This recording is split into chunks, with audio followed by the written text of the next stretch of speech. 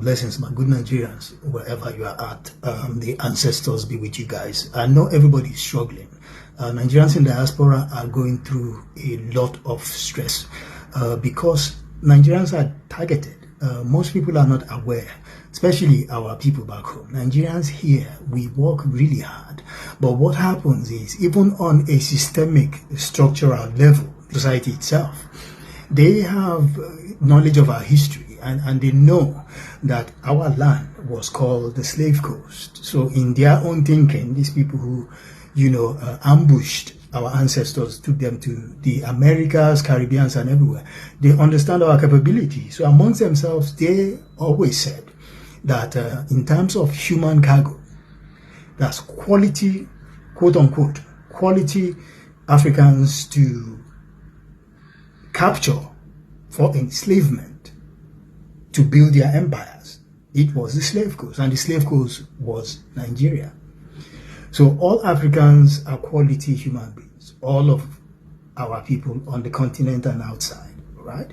So if you come from Nigeria, this is particularly for you. You must never allow individuals in each of the major tribes, because when you come to the West, you notice a pattern as well. Individuals from certain tribes in Nigeria make themselves available for these foreign predators who use them to undermine Nigerians as a collective.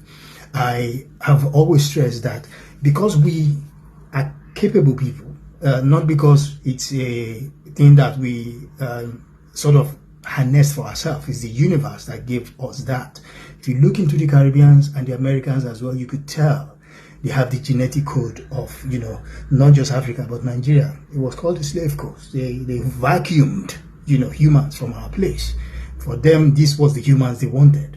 Our people make themselves available to these predators, these foreigners, to use them to undermine the Nigerians in diaspora and our motherland. So it's very important for you to understand that when any individual come to Nigeria and they are seeking political post, don't allow them use their tribe as a weapon to manipulate you because you come from their tribe. Don't let them use that to manipulate you, to help them achieve their ulterior motive, which is to get into office and squander, siphon wealth.